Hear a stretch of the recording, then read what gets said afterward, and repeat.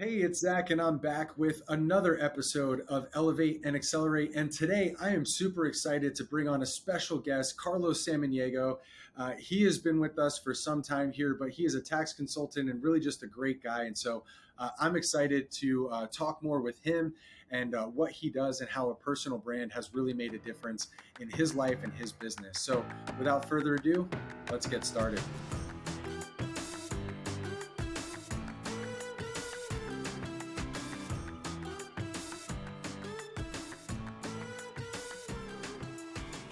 So, Carlos is the author of How to Make the IRS an Offer They Can't Refuse. He is a sought after speaker and trainer who is licensed by the Department of Treasury as an enrolled agent. Carlos has been seen on Fox, NBC, ABC, and CBS television and radio stations across the country. This summer, PBS is filming a documentary about Carlos and his mission to help people resolve the IRS tax issues, showing in all 50 states. He's got a unique perspective on his clients having suffered through his own tax problems and not having filed taxes for over 8 years. Carlos knows what it's like to be in trouble with the IRS, and now he wants to help people with the same problems. He's a federally licensed enrollment agent with unrestricted rights to represent taxpayers before the Internal Revenue Service. He is also an NTPI fellow. This is an elite group of professionals with significant expertise in representing taxpayers before the IRS and the host of the Tax Roundtable monthly call and Pronto Tax School, Tax Problem Tuesdays, and the host of his own podcast. So, Carlos, thank you so much for joining me today. Such a pleasure, Zach. It's always nice to be able to get together, especially when we're not at major events or red carpet events. So, Yeah, man. Well, it's great to have you on here, and I know just even in the bio that I read, right, because you got a lot of great stuff that you do. We're going to talk about the fact that you had your own tax problems and now you help tax people. But this is a podcast about helping people elevate their brand, and a brand is a story. And so I wanted to get in a little bit about your story. So why don't you tell me a little bit about you? Where'd you grow up? What you want to do?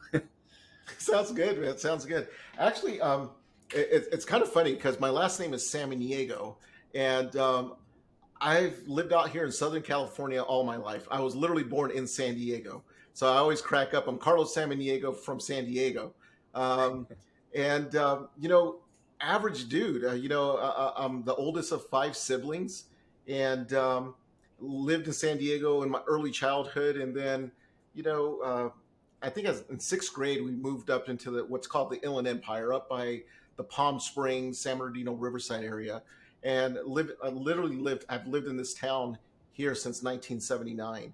And growing up through school, I always had this major goal of wanting to join the military. My dad was an Army veteran, served as a medic in Vietnam, and I really thought that was going to be my career because I actually, it's kind of funny. In junior high school, I always read books about going to West Point and things like that.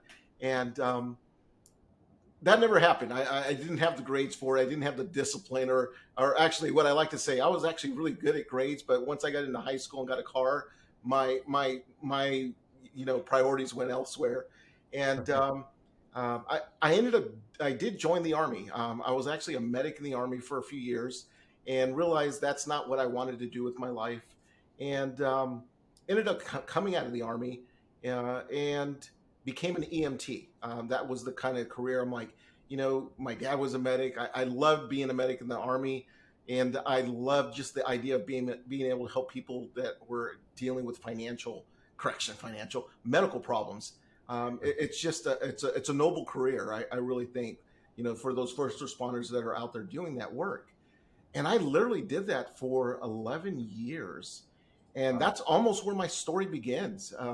The story of, I love this career. I was doing this career. And I talk about this in my book. And when I was doing that career, I remember it was like my second year doing it. I was working a lot of overtime. Back then we kind of had the firefighter schedule, the 24-hour shifts. And I was doing like multiple 24-hour shifts, 48, 72-hour shifts, because I was trying to make money. I was a young kid making some extra money. And I always remember this, Zach. There was the older guy. And when I say older, he was probably 20. At the time, I'm like 18, 19. He's like, dude, why are you working so much? And he goes, just claim, 10 exemptions on your W-2 paycheck, and you're going to get more money. Wow, that's really unique. He goes, yeah, you don't have to work so much. So I literally did that. I claimed 10 exemptions, and there was no more federal income tax coming out of my check because I did that. Well, Zach, obviously tax season comes around the corner, and I remember going to get my tax return prepared. And when I got it prepared, it literally said I owed thousands of dollars. And I'm like, well, I can't afford to pay this bill, right? So I just didn't file the return. Well, that was mistake number one in my story. And the problem is that story kind of, when we fast forward that story, the next year, I never changed it. Now my lifestyle's kind of met up to my paycheck. I remember buying a brand new Nissan hardbody truck, getting that bigger apartment. I'm the cool kid that is making really good money and going out all the time, buying drinks, things like that as I got older. But I never filed. The next year happened again. I owed more money. I didn't file the return. That went 8 years, literally 8 years of not filing tax returns. And it was weird, Zach, because this is a situation a lot of people get themselves into. But fast forward into that, eventually I ended up losing that job, and I talk about it in this book. I lost the job because they couldn't insure me to drive an ambulance anymore. And when I say that, when you see an ambulance out there or a fire department, someone driving a fire engine, you got to be licensed, right? And I ended up getting two very minor traffic accidents where I did damage to the ambulance.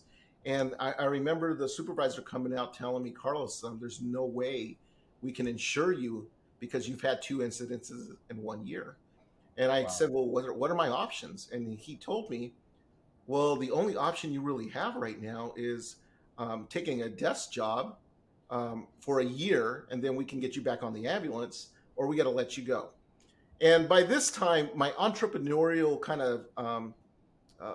the entrepreneur in me had come out because a few years before that, because I was only working these 24-hour shifts, I had a lot of extra time. So I started kind of playing around with, nowadays you call them a side gig, right? A side hustle. And I was doing quite a few side hustles. I was involved in a few network marketing companies. I was making some pretty good side cash. And I just decided and told them, you know what? I'm not going to work a desk job. That wasn't in my nature to work a desk job. And they ended up letting me go. And they said, well, we're going to have to let you go. So I literally continued doing these side hustles on a regular basis. And at the same time, having these tax problems. Ended up getting involved in the mortgage industry. This is now, we're talking in the 2000s. Got involved in the mortgage industry, the real estate industry, started making some really good money there. All at the same time, this whole tax problem had I never got it resolved. But the interesting part about that was, and I tell people, especially if you live in a state that has an income tax state. I know you're out in Florida. You're in Florida, if I remember right? I'm in Philadelphia. Yeah. Philadelphia, yeah. There you go. Oh, but there's some states that just don't have state income tax, so you don't have to worry about this. Well, I lived in California, which has one of the most aggressive state income tax people, and they actually came looking for me, and they actually found out that I hadn't been filing, and they said, "Hey, Carlos, where's your returns?" And that kind of started my, oh my gosh, and I got a problem I got to deal with. And I want to ask you a question on that real quick because I imagine this to be true. So you're going 8 years. It ended up being about 8 years of not filing for your tax returns and all that kind of stuff. And then obviously they're looking for you and now we're starting into the next journey of this. But like, I imagine at some point, like that's got to have some effect on like your psyche, on like, there's got to be something that like, once you get to that place, it's almost like there's nothing else I can do. And I don't even know who to talk to. I don't even know if I want to talk to somebody about this. It becomes very private, I would imagine. No, absolutely. I tell people all the time, you live a kind of, you live a dual life. You live your life that people see, but you have this life where you're afraid. You're afraid to, pick up your phone, open up your mail. You're always worried because you get letters. A lot of people that are in this situation, they will get letters. You're thinking, because then the letters threaten you. They're going to take money out of your bank account. They're going to come at, they're going to let your employers know. There's even letters saying that we're going to talk to your neighbors. I mean, they're pretty aggressive. So you live this life, and for the longest time during this time frame, I actually thought I had a heart problem. Um, and I, being a guy, guys don't like going to see doctors. I never really went to go see a doctor, but I remember I was always having these chest pains. Later to find out, when I finally dealt with my problem, and we'll get to how that happened, I went to go see a doctor, my wife, but by this time I've gotten married, right? But I went to see a doctor, and I didn't have any medical problems. We came down to realize, it was the stress of living this lie of hiding from the government. And yeah, so, and you said something perfectly. This is a type of problem you don't talk to people about. What do? Do you go to to a dinner party and say, I haven't filed my taxes in 8 years? You guys know, it's just something quiet. And Yeah. and I lived that for years. It wasn't until, this happened in my 30s. And it wasn't until I literally met my wife that I finally decided, not only met her, I did something that nobody should do. And, if you're listening to this, if you're going through something like this, is I didn't even tell my wife prior to getting married. I got engaged and married her. And then it wasn't until that point in time that I realized what I did. I was a scumbag. I literally say it, because I was afraid, had I had told her before we got married, she would have just dumped me, right? So I Right. can't tell her. But the problem is, I had already married her, so I immediately, I mean, literally weeks, maybe not even a week after that, started doing huge research on how do I solve this, because my wife just married into my problems. And that is the time that I finally found help. And then once I knew who was going to be able to help me, I went to my wife saying, I got something I got to tell you. But at least part of me was kind of reasoning this out. I have a solution though. Here's what I did wrong. Here's the solution. Please forgive me.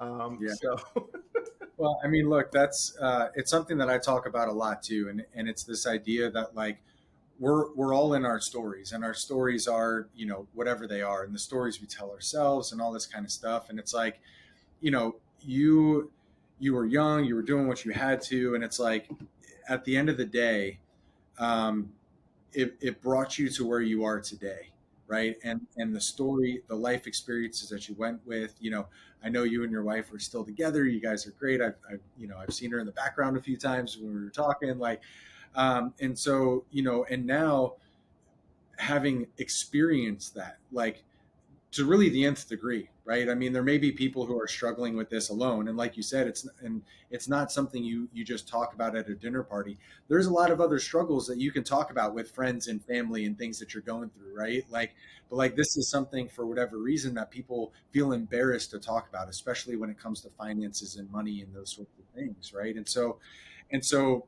to the point where it's scary to even you might lose the love of your life if you and it feels that way, at least if you were to bring this up, right? And so you've gone through that whole emotional roller coaster. You've dealt with the stress.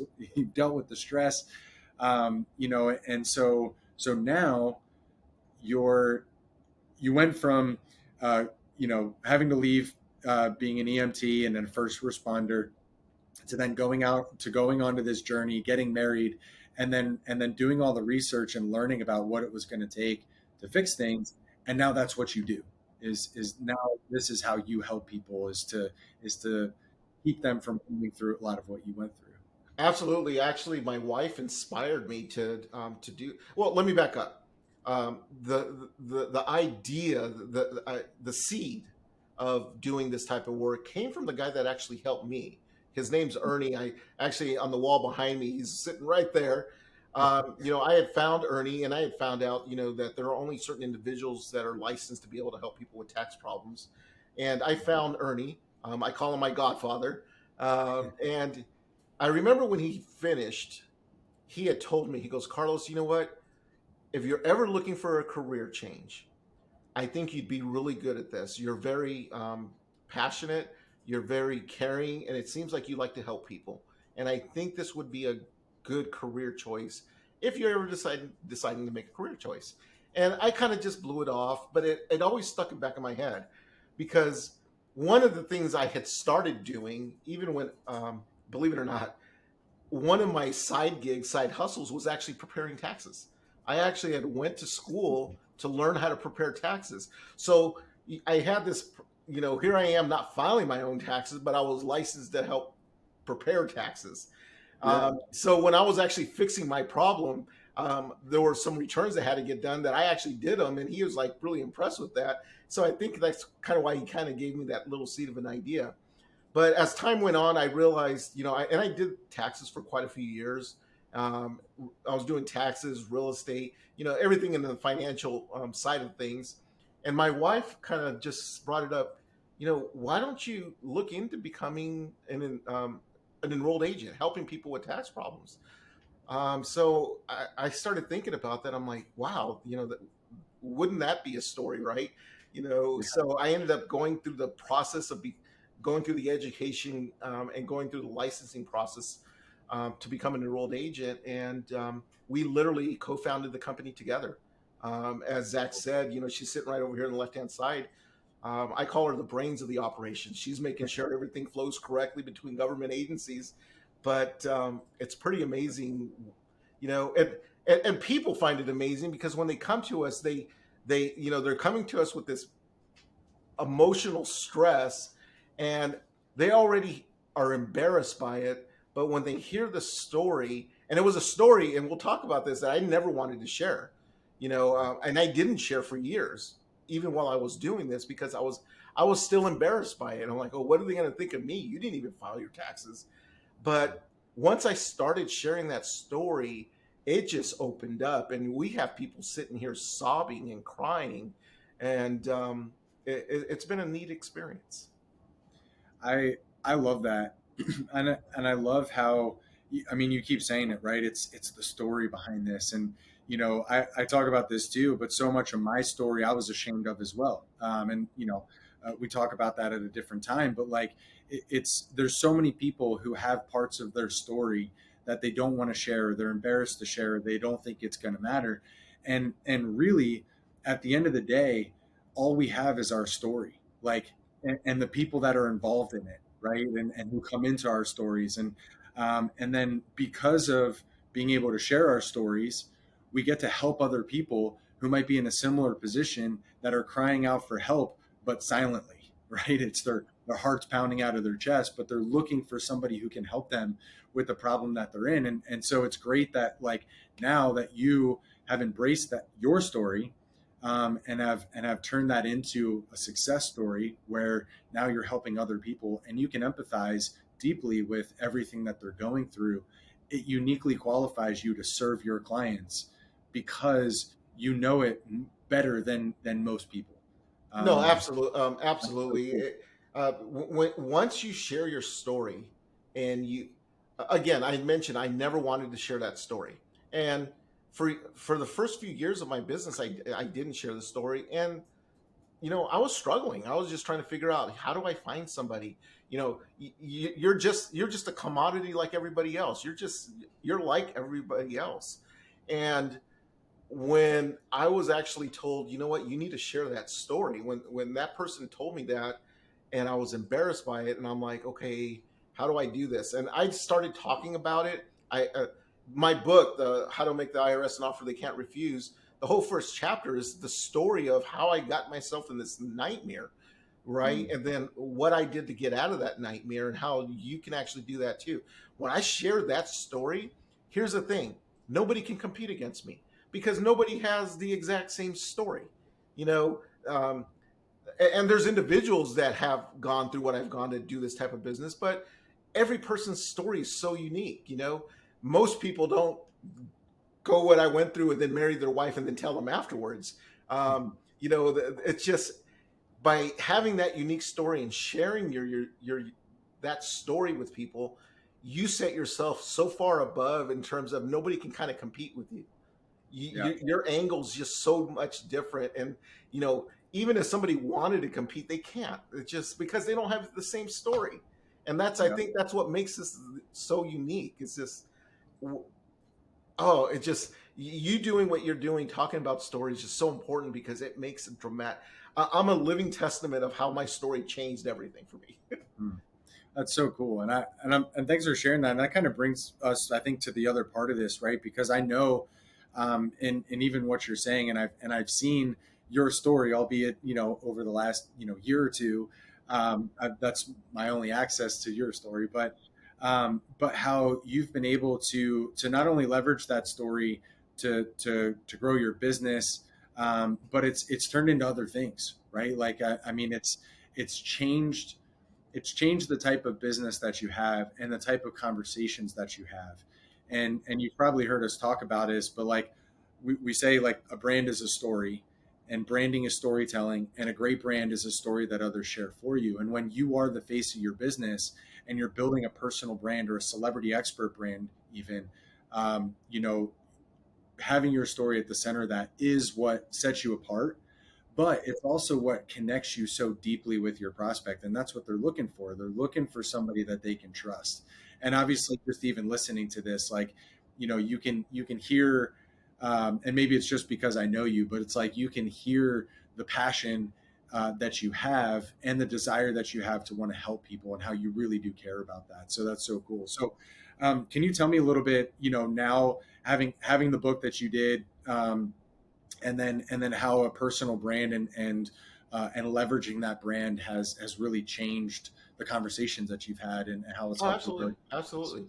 absolutely. Like I said, once I was told that I needed to share my story, one of the first things I did is literally write my. For me, I wrote a book. I put that book together to be able to share that, and that kind of started the journey for me on my personal brand.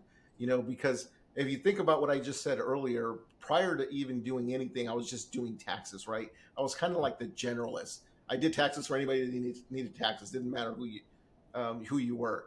Then, uh, to be able to make more money or be more to be able to charge more, you need to become a specialist. So I decided to specialize specifically in people that are dealing with tax problems. So kind of I went from that generalist, I do everybody's tax returns, to now I'm specializing in tax problems that are people who are dealing with the IRS. Then by the time I wrote that book, um, I became what you would consider an authority, because now, oh wow, and you guys talk about this in your programs, is that when you have a book, now you're becoming kind of an authority figure. Oh wow, you're an author. That started changing so much, because all of a sudden I was being invited to talk at a variety of different places. And I was being introduced not as the enrolled agent or the tax guy. I was being introduced as author of the book, how to make, totally, it sets you apart so dramatically by having that book. Um, then I decided, you know what? I needed to become a celebrity. I was already an authority figure. How do I become a celebrity here? And that's when I started getting involved with you and celebrity branding, and able to participate in Hollywood Live, and the filming of that in Beverly Hills when we actually did that. And now all of a sudden, here I am on Hollywood Live, and then all of a sudden I'm getting calls from CBS, ABC Radio, Fox Television. Can you join us? Literally, Fox calls me on a regular basis. We need your insight on something.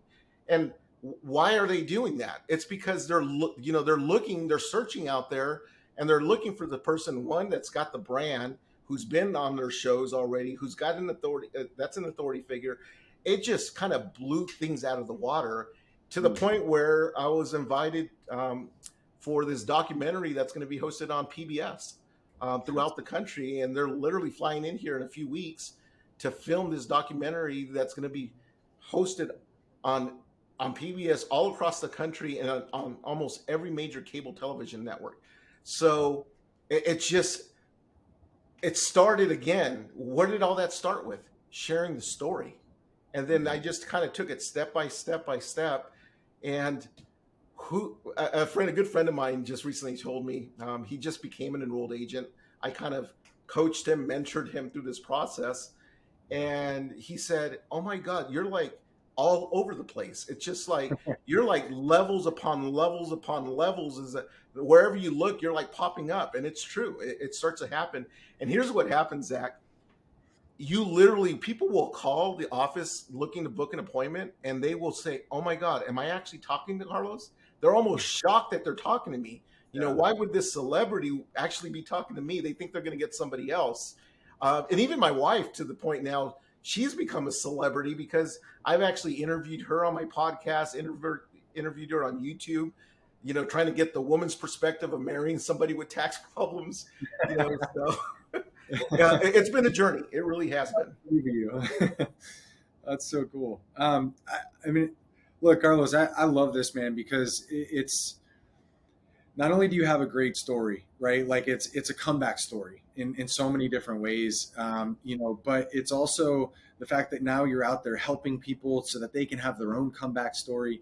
But it's also just the fact that like somebody else besides me and us at the agency and whoever it is saying like, this doesn't having a personal brand and leveraging even a celebrity expert brand doesn't mean that like you're going to become the next Kim Kardashian, right? But like when you become that go-to authority in your particular market, it's transformational. Like it's not just like these like incremental changes. It's like you said, it's like now you're getting contact from radio stations and news networks to be a regular contributor because they're looking for somebody that they can trust just as much as your clients and prospects are looking for somebody that they can trust. And when you show up layer upon layer upon layer, it's obvious, why they should choose you. Yeah, it's just, and it's funny because those media interviews, they come out of the blue. I remember I was at a volleyball tournament for my daughter in Las Vegas, and I get a call from a radio station that wanted to do a 15-minute interview with me, right? So, and here's the funny part. I'm in Las Vegas, and this is an East Coast television or radio network. And they said, we got to do this at like 4 a.m. Well, I'm not going to do a radio interview in my bedroom when my daughter and my wife are asleep right before a big volleyball tournament. So I left the hotel outside the Pyramid, the Lexer Hotel, and I'm like looking all over the place for a quiet zone. Guys, there is no quiet zone in a casino. So I finally get outside. I'm outside of the Lexer, and you can imagine this. And I find a spot. It's between two semi trucks outside, and they call me to start this interview. And we're doing this interview, and we're having a blast. And then the worst possible thing happened. As I'm sitting outside, I can hear the fire department sirens start coming down the boulevard, right? And then they're getting closer and closer. And I was prepared for this one because we were talking about the IRS, and I said, and you know how bad the IRS is? They're sending emergency vehicles, and you hear the siren go right past me. They actually started cracking up. That's so great. So you just get those opportunities to make an impact, and the media is looking for somebody like your listeners here to be able to talk about their specific specialty because they need somebody that has that story that's willing to share their story. It's great. Yeah, no, that's awesome. And look, here's the deal behind all of it, right? And this is our mission, and what we want to do is we want to work. It's helping the right people help more people. Having a celebrity expert brand, doing these things isn't just for the sake of doing it, right? It's not. It helps grow your business, yes. It helps you to live the life that you always wanted, sure. But I don't know who had this quote, and I've looked it up, and it's attributed to a couple different people. But essentially, it's this idea that success is really measured in your ability to help those around you be successful too. And so it's like you can have all the money in the world, but not really be successful. And it's like in our ability as people to give back and to make an impact in the world, whether that's in our immediate family, or in our communities, or if it's across the globe, right? Whatever it is, in whatever capacity, our ability to make an impact in the lives of the people around us is really what success is all about. And so if we can be successful and to live the lives that we want by helping other people live the lives that they want, then we're all we're all doing something for the greater good, right? And that's really what this is all about. But you have to get their attention, and you have to let them know that you exist, and you've got to build that level of trust before they even pick up the phone.